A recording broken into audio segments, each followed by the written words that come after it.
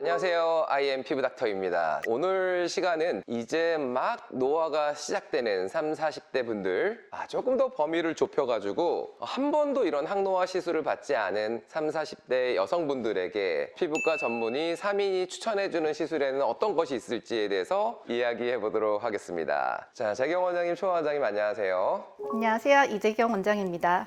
안녕하세요. 임초아 원장입니다. 미용 트렌드가 바뀌는 것 같아요. 예전에는 좀 이뻐지고 아름다워지려고 했다면은 이제 점점 좀 자연스러워지고 좀 더 건강해지는 쪽으로 미용 트렌드가 좀 바뀌는 것 같습니다. 네, 맞아요. 게다가 추가로 덜 표시나고 그리고 덜 통증이 남아서 일상생활에도 지장이 되지 않는 그런 시술들을 선호하시는 것 같습니다. 최근에는 이제 막 노화가 시작되는 젊은 분들이 좀 더 주류를 이루는 것 같습니다. 그럼 본격적인 시술 얘기 들어가기에 앞서서 가볍게 항노화 필수 아이템들 뭐가 있을지 한번 얘기해 볼까요? 저는 진료실에서 항상 강조드리는 필수품은 예상하신 대로 자외선 차단제, 즉 선크림입니다. 아시다시피 자외선은 노화의 1등 원인이죠. 예를 들어 최근에 게재된 유명한 논문의 사진을 보시게 되면은 트럭 운전사분의 얼굴 오른쪽 왼쪽을 비교해 보았을 때 자외선이 노출되는 왼쪽에 훨씬 더 주름이 많이 생긴 것을 확인할 수 있습니다. 많은 분들이 자외선이 강한 여름에 나가실 때에는 자외선 차단제를 잘 발라주시는 것 같아요. 맞아요. 근데 이게 흐린 날 비 오는 날은 잘 안 바르시더라고요. 이게 문제가 되는 게 뭐냐면은 흐린 날 비 오는 날도 자외선의 상당 부분이 우리 피부에 도달해요. 그래서 색소의 주범인 자외선 B는 상당 부분 차단이 되지만 이게 콜라겐을 부숴서 잔주름을 유발시키는 자외선 A는 그대로 들어오거든요. 그래서 흐린 날, 비 오는 날도 정말로 철저하게 자외선 차단제 발라주는 게 좋습니다. 저는 보습제도 자외선 차단제 못지않게 중요하다고 생각합니다.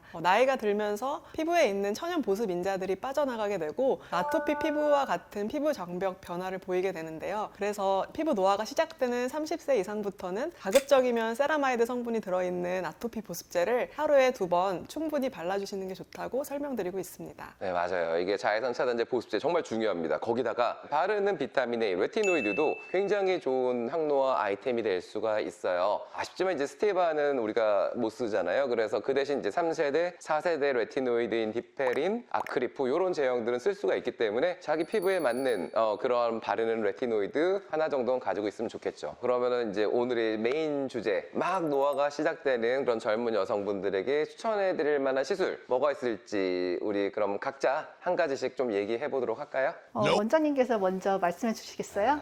예, 저는 일단은 보톡스 시술 추천해 드릴 것 같아요. 이제는 너무 이제 기본 시술이 돼버렸죠. 이 얼굴에는 정말 많은 근육들이 있고 우리가 낙숫물에 바위가 패이듯이 막 계속 근육을 쓰다 보면은 이마, 미간, 눈가 이런 데 이제 잔주름이 점점 깊어지게 됩니다. 보톡스는 이러한 근육의 움직임을 막아서 이러한 주름을 예방해 줄 수 있는 정말 좋은 아이템입니다. 네, 맞습니다. 보톡스는 얼굴 어느 부위에서도 사용할 수 있습니다.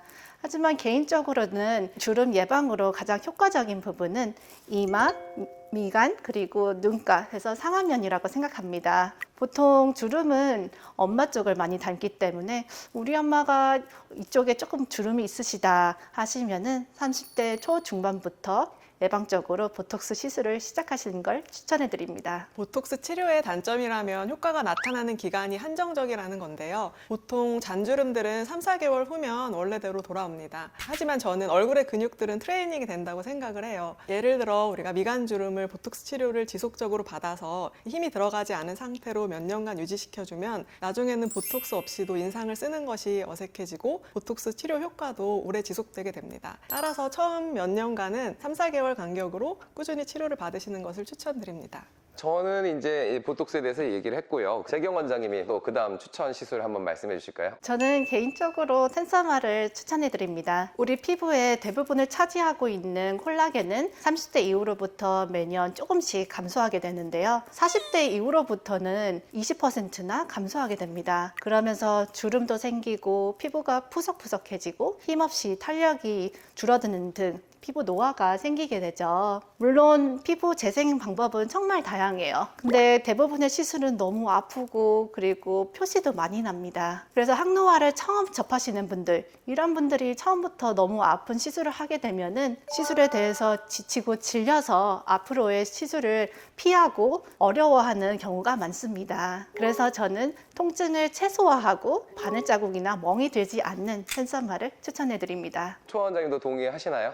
저도 동의하는 게 텐서마는 써마지처럼 당극성 고주파를 이용해서 피부 진피층의 콜라겐을 자극시키는데요. 통증을 줄여주는 쿨링 시스템과 진동 시스템이 정말 좋은 것 같아요. 샷 전후로 7번의 쿨링 샷이 나와서 통증이 많이 줄어들었고, 또 최근에 업그레이드된 텐서마는 이런 쿨링 시스템이 더욱 보강되어서 가끔씩 마취 없이 하시는 분들도 계십니다. 그리고 시술 후에 표시가 나는 다운타임이 없기 때문에 가장 이상적인 항노화 시술일 것 같습니다.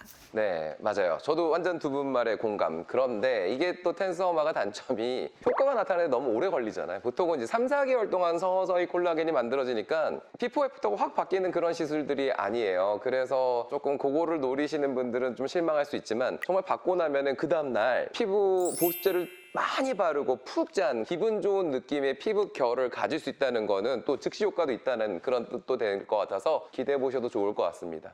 그런데 이제 텐서마가 이제 리프팅 장비인 줄 알고 리프팅을 해달라고 텐서마를 해달라고 하시는 분들도 있는 것 같은데 어떻게 생각하세요? 솔직히 말씀드리면 텐서마의 리프팅 효과는 미비해서 리프팅 효과를 메인으로 원하시는 분들은 텐서마에 조금 실망하실 수도 있어요. 하지만 잔주름이 많고 피부 노화가 시작하시는 분들, 특히 피부가 푸석푸석 하시는 분들은 정말 좋은 항노화 치료 백신이 될 수 있습니다. 맞습니다. 추가적으로 제가 한 7, 8년 전 정도에 국제학술지에 좀 이런 원리를 게재한 것도 있는데, 이런 텐서마 같은 당극성 고주파들은 콜라겐 합성도 시킬 뿐만 아니라 우리가 염증도 좀 줄여주고요. 그 다음에 혈관도 좀 줄여줘요. 그래서 이렇게 민감한 피부, 주사, 홍조 이런 환자분들도 도움이 된다는 거죠. 그럼 초 원장님은 어떤 시술 좀 추천드리나요? 주름이랑 탄력도 30, 40대 분들이 많이 신경 쓰는 부분이지만 이쯤 되면 노화가 진행되면서 피부 지방층에 변화가 생기고 이 지방층이 아래로 이동하면서 피부 처짐이 발생합니다.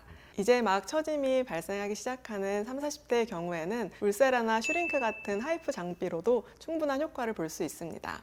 슈링크는 고강도 집속 초음파라고 하여 초음파 에너지를 한 곳으로 강하게 모아서 열 에너지를 발생시키고, 이 열 에너지가 우리 피부 처짐의 주범인 늘어진 근막을 수축시켜주게 되어 리프팅 효과를 나타냅니다. 또한 지방층을 직접적으로 타겟을 해서 지방을 파괴시킬 수도 있기 때문에 일석이조의 효과를 보일 수 있습니다. 이렇게 좋은 시술인데도 환자분들이 솔직히 좀 많이 걱정해하는 부분들이 있는 것 같아요. 어떤 부분이 있을까요? 네, 슈링크를 하시는 분들이 가장 걱정하시는 분은 볼페임인 것 같습니다. 제조사에서 주는 리플렛대로 따라하는 것보다는 한 얼굴에서도 위치마다 해부학적으로 다양하기 때문에 맞춤형 치료로 잘 맞추어 치료하는 것이 중요하다고 생각합니다. 추가로 볼페임이 있을 것 같은 환자분들은 펜타입 카트리지를 이용해서 필요한 부위만 정교하게 시술을 할 수 있고요. 또 이러한 분들은 가급적 하이프 시술은 가볍게 진행을 하면서 우리 앞에서 언급한 텐서마 시술을 병행해주면 서로의 장단점을 보완하는 아주 효과적인 치료 방법이 될 수 있습니다.